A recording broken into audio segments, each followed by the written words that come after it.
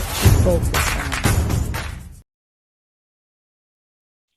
2 other hours is a date night. So once a week, we go out, we have some fun, we get that social intimacy in. So once a week, a date night. And then part of it is affirming one another. So 5 minutes every day, Monday through Sunday, you say something loving to one another, like, "Oh, boo, you look good in them jeans," or "I really love your haircut like that," or "I appreciate you for making them collard greens that I like." So that's 5 minutes every day.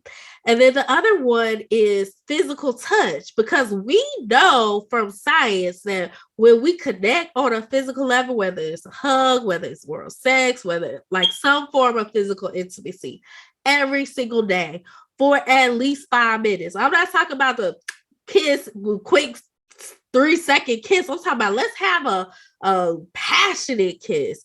So some form of physical intimacy every single day, at least 5 minutes.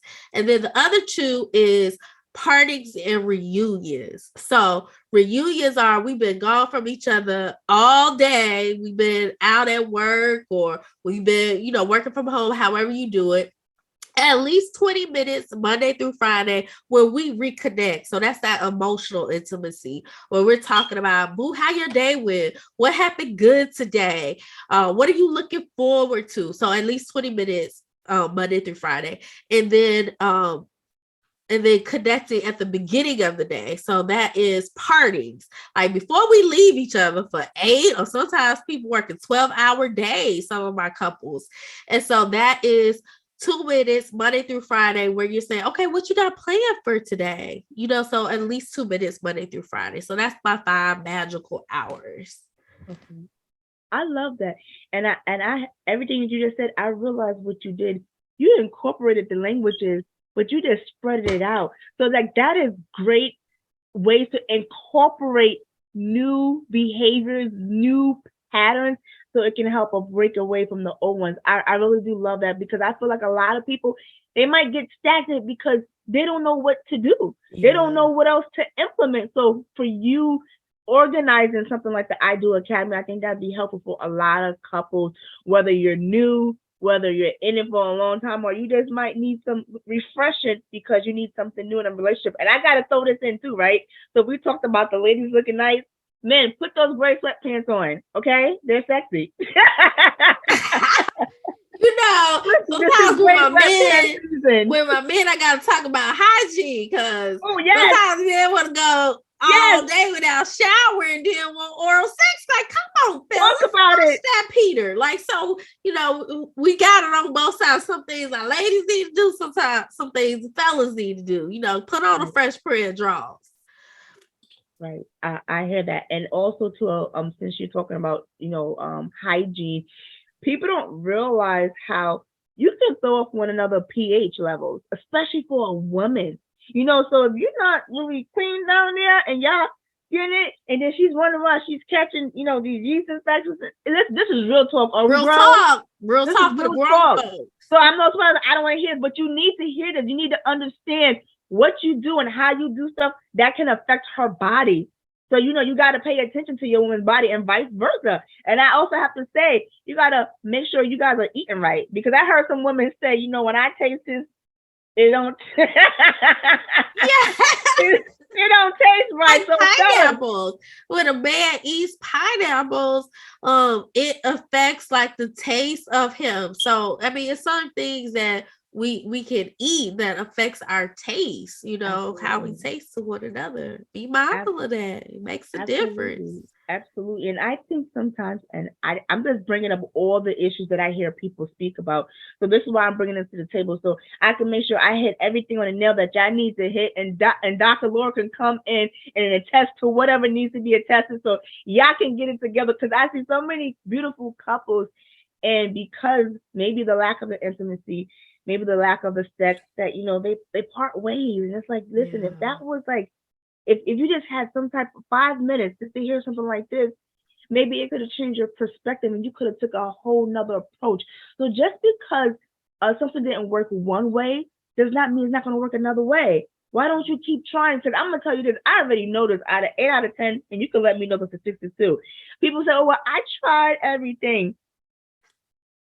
No, you didn't. Do you know the statistics on that, Dr. Laura?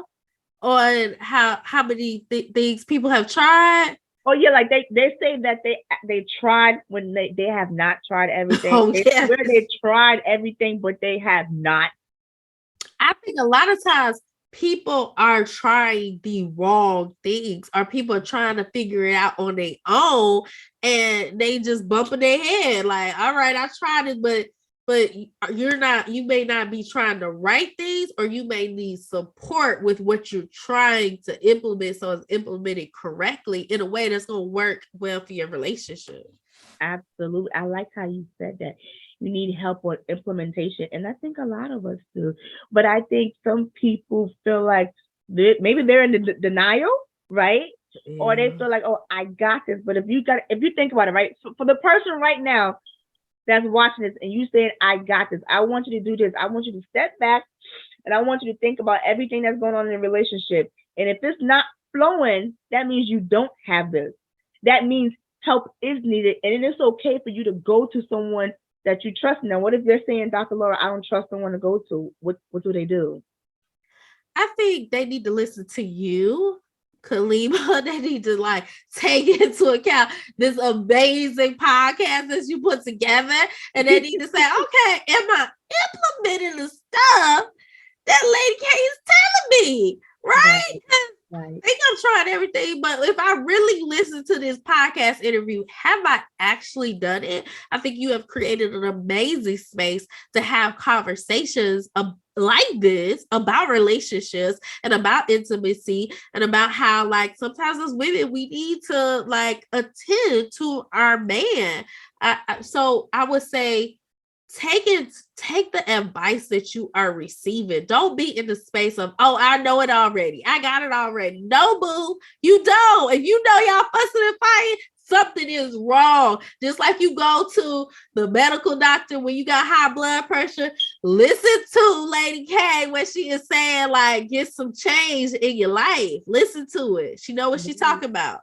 And you know what? Let me tell you this, because I'm not afraid to talk about myself, and I'm not afraid to talk about some of the stuff that I did in my past, because I didn't realize this. Because sometimes in your head, you really think you're one way. So you're like, oh yeah, I am affectionate. And then my ex was like, no, you ain't. I said, what you mean? You know, my voice went high. You're not affectionate, Kalima. And I'm like, I'm not. No, at least for him. He needed more because he was a different person. But me, in my mind, I incorporated, oh, he's just a big old baby. And that's where I went wrong, because everybody need is different. So he might need that extra affirmation, that extra touch. And I was just stuck in myself. I was stuck in my ways. So what I'm saying to everyone, I think sometimes you're just stuck in your ways. You're stuck in your head. And then when a person's trying to talk to you, you're perceiving it incorrectly because you're not in that mindset. But when you do come along, you know, you think about some of the stuff that you did back in the past, you're like, oh, I get it now. And sometimes it takes that. And repetition is important, because you tell somebody once, they're not going to just get it right away. Yes. Repetition is important, but it doesn't have to be in the same way. Like, you can switch it up. Like, you know how we can say I love you in different ways, or you can say how was your day in different ways. Like, that's the part that we have to switch up. Like, I was telling my girlfriend last night, I said, you know what, I got a family member, I love him to death, but every day he asks me good morning or something like that. I was like, can we switch up the conversation? She said, you know what, Kalima, and I'm happy she said this to me, and I was able to receive it. She said, well, maybe that's his thing to you every day. That's it. And just accept that. Just accept it, because that's just y'all thing. And I said, you are absolutely right. That's our thing. So I'm going to embrace that part, because sometimes we misappreciate people for the things that they do, right? And then when it's gone, we'll be like, I miss when so-and-so used to do that.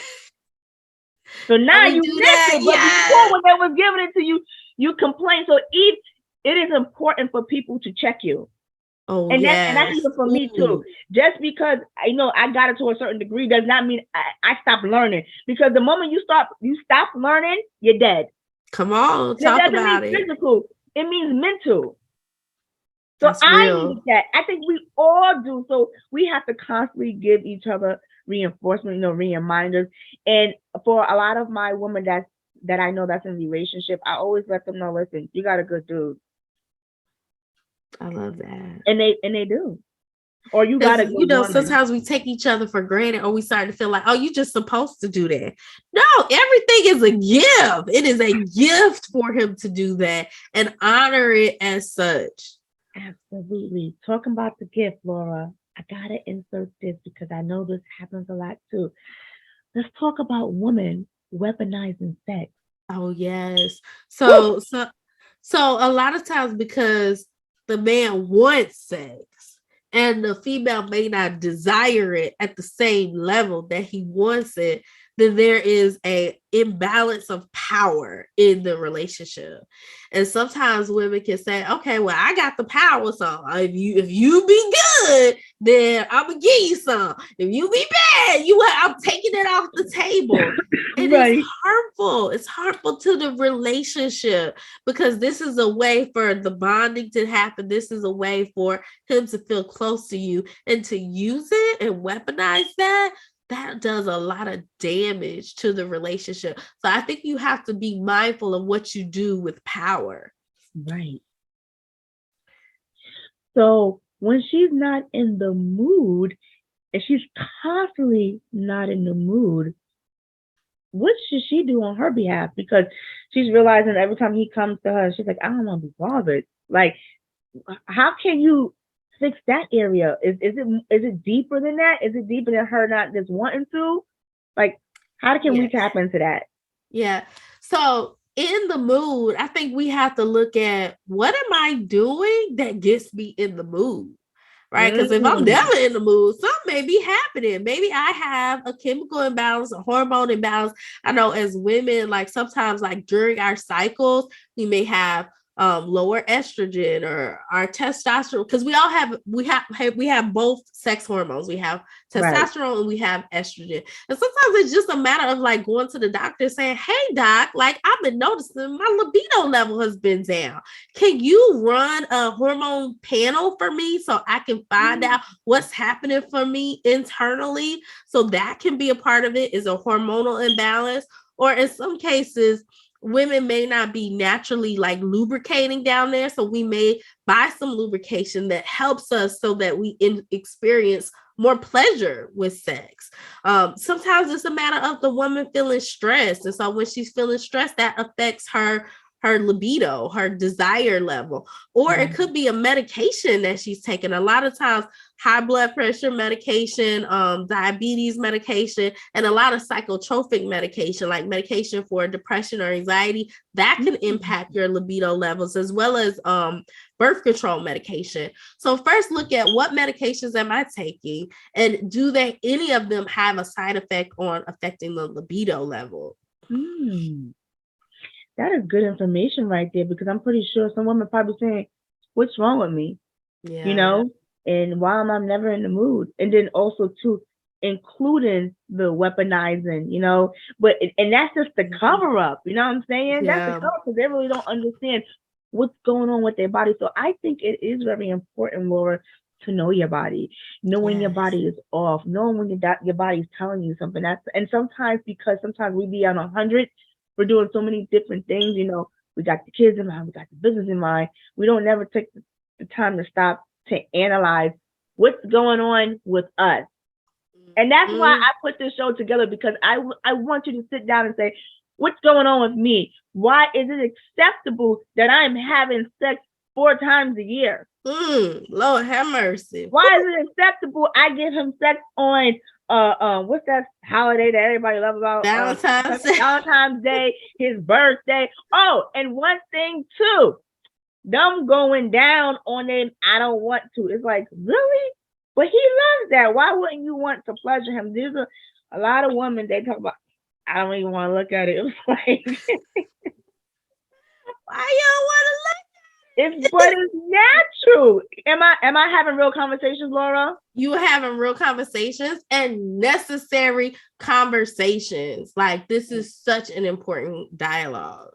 Right. So, the down there area, I think that's important, and I think also too, right? Let me back up a little bit, right? I think in the beginning, right? It is important when you're first getting with someone to see where their sex drive is at and where's yours, and then Yes. what they like the most and what you like the most, and how can you compromise? Because I hear a lot of women tell me, that their husband like that pleasure down there, but they don't Yeah. like doing it. So it's like, how can they get themselves in the mind frame to enjoy it because they're pleasing their man? I think sometimes you have to take a class. Like there are classes on oral sex because for some women they may say that like they get the gag reflex, and so it's just things that you can do, things that you can learn so that it's not like uncomfortable, for you. And then sometimes it can be a matter of like the way you grew up, like I know in a lot of religious spaces, sex is looked at as bad. And so then you get married and you got a license doing it, and you still ain't doing it because we taken all these ideologies and these limiting thinking patterns and we've applied it to our relationship. And now we're not pleasing each other because we think in our head that this is a bad thing. Right. So I have to say one thing. I'm happy you brought religion in this. Woo! Let me tell you something, right? Because I've seen this too. I've seen a lot of women, maybe they may not have been at their spiritual life, not like that. It was just okay. And then further along, they starting to form a relationship with God. And so now they're higher in their calling. There's nothing wrong with that. When you're involved in that spiritual part, there's nothing wrong with that. But if you are married, I just got to tell you this, and I got to remind this scripture for you. The bedroom is undefiled. That part. Okay? Come on now. I have to tell you that the bedroom is undefiled. God gave you that authority to do what y'all do in that bed because that is your bed. That part. Well, stop thinking, I'm saved now, so I can't do that. You better stop it. You better go ahead and deep throat. Like, stop all of it. Come on now. Like, God created sex, and it's a beautiful thing, and it's a pleasurable thing. If you really like look at like how we are connected, how we are pleasing each other, it can be such a beautiful thing. And so we shouldn't make it ugly and make it bad and wrong, but we should look at, okay, what is my internal dialogue with myself about sex and sexuality? What limiting thinking patterns have I allowed to exist in my own mind that's inhibiting me from connecting with my partner on a sexual level? We got to look at it. I love that. I love that concept. And you made me think about something, right? How do you feel about this when people say, "Oh, we schedule sex"? What's your thoughts on that? I have different thoughts on it. I have a few different thoughts on it. For my couples that they have gone months without having sex, I'm like, whatever you got to do to make it happen, right? If it's just gotten so far gone that however we got to get it in. And then another school of thought is, I don't want to be on your checklist. Like, I don't want to feel like you're checking a box of like, okay, I gave them some. Like, it doesn't feel good to feel like you're checking a box. So if you're going to do it, let your whole being be into it. And let's throw some spontaneity in there as well. Like, we just got caught up in the moment and we just kind of let ourselves go with it. So that's my two thoughts on it. I can receive that because everybody's different, so it's like what works for them. But like we said, spice it up, right? If you're going to schedule, because then it can get boring and redundant, and we just don't like it, and it just don't go hand in hand. Right? No boring sex. Let's don't let it be boring. Oh, and talk about boring sex. I have to include this. I know we got a couple of minutes, but I have to include this. How can I rephrase this? Porn. Yeah. Why do some people have a hard concept that their significant other maybe like porn? They maybe not be into it, but then sometimes I see some people, they get disgusted because they're like, "Oh, he's into porn, and I'm not into that." So I feel like he's cheating on me when he does that. Like, can we talk about that area? Do you ever get questions like that, Dr. Laura? Yes, I do. So yeah, there are women that feel like when a man masturbates or when a man watches porn, that is like cheating.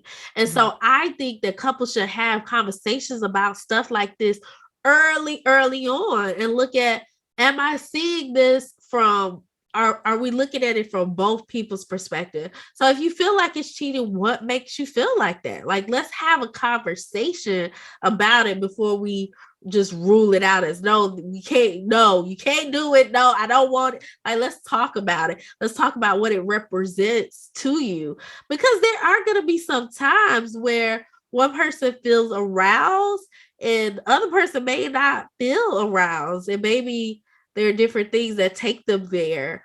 So I just think we need to talk about it. Right. And just have an open dialogue. Yeah. Did I miss anything, Laura? Child, I feel like you cover all the bases. Like, we talked about frequency, arousal, weaponizing sex. Oh, yeah. I feel like we touched base on it, right? I think we did, because I want to make sure, like I said, I come with all the questions that people are afraid to ask. And I think that's another thing too. Like, people are afraid to have these tough conversations. So I just wanted to make it, to pose to you guys, to make it easier for you. And it's okay, because sometimes once you open up that door, it gets easier. And then your conversations flow, and then your energy, your vibe is different. And then you're looking at each other differently. But I think that right there, that's like the gatekeeper to, for change. Change is good. I feel like there's so oftentimes we are afraid to open the door to talk about things related to sex.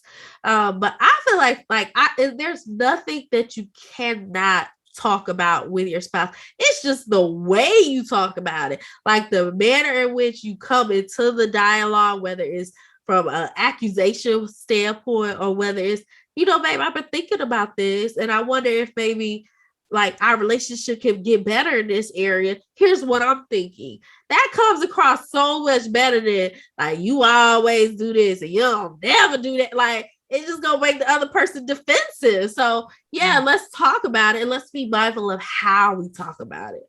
Right. So I'm happy you said that. So here's out before we leave. What are some words that some couples should refrain from? Because you just hit it. You always, and women, we love to say that. So that's the last part. We need to talk about how we speak to each other. So don't say you always, or how come you never. What are some other phrases, Laura, we can learn how to remove from our vocabulary?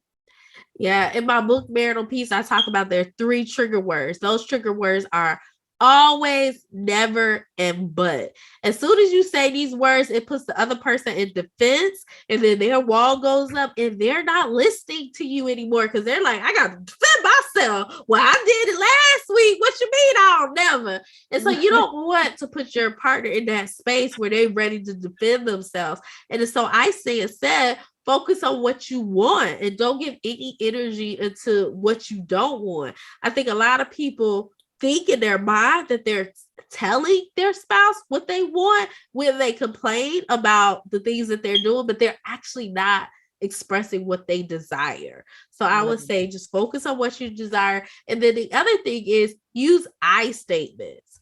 I feel close to you when we do A, B, and C. Wow. I feel lonely with X, Y. So use I statements instead of you did this and you did that last week. Like, don't do that. Don't do that. Right. So I'm happy you brought this to their attention because I think that was so important. And like I said, how we speak to one another and just learning new ways. So I think the hardest part about us as human beings in general is it's hard to break habits. But I feel like if you really truly want something, you can take the small steps, to get to that level. That's what it's all about. It's all about small steps. Just real quick, I just want to insert this. I was a person who used to eat meat, right? And I'm sure that's normal for a lot of people. My mother introduced that to me over 20 years ago. I would have never have known over 20 something years later, I will go completely 100% plant-based. Because I couldn't even grasp the concept of changing, but I evolved. And guess what? It called for me to fall a few times, but I finally got to the place where I mastered it. Why am I saying this to you? Because sometimes it takes time and we be so quick to just give up on one another. We don't acknowledge the small changes because we want to see the big. Acknowledge the small because that's what's going to keep the relationship in spice. That's what's going to say, you know what? He or she, they are listening to me. Let me pay attention to that. And that's my note, what I want to leave today. Laura, what's your closing remark? My closing remarks is what your relationship looks like today doesn't have to be what it looks like tomorrow. Every day, water the plant of your relationship. And what you water grows. What you put energy into grows. And just know that, hold that into your heart space and know that there is support out there. You don't have to struggle in silence. You don't have to feel like, oh my gosh, I'm dealing with this and no one else is dealing with it. Like, know that there is support available. Absolutely. Thank you so much, Laura. And if the people are in the ATL and they say, I got to get with Dr. Laura in this I Do Academy, how can they reach you? You can go to afteridoacademy.com and you can be in any state, any city, any country and get support through the After I Do Academy. So I would love to support you in growing and thriving in your relationship. Thank you so much, Dr. Laura. I appreciate this dialogue we have. I appreciate the information you have. I hope this helps somebody. Please stop just only having sex on occasion and have sex more and enjoy each other and explore. And I got to say one more thing before we leave, because I know you mentioned, take a class on when you want to get fellatio. Take a class in dancing. That also helps boost your confidence too. And I don't mean regular dance. I mean, get on that pole, baby. Okay? Yes. Do something new. Twerk it. It's okay. Twerk for your man. He want to see you dance. What's that expression? They say they want a lady in the street, but a freak in the bed. Yes. Be about that life.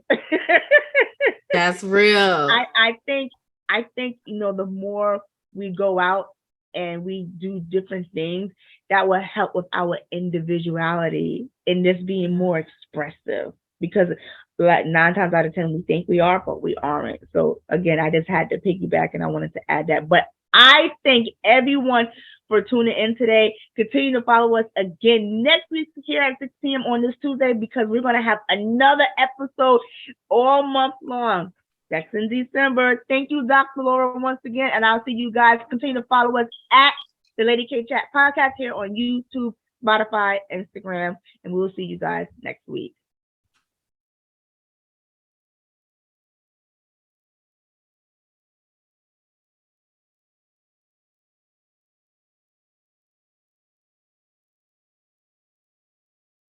Lady K.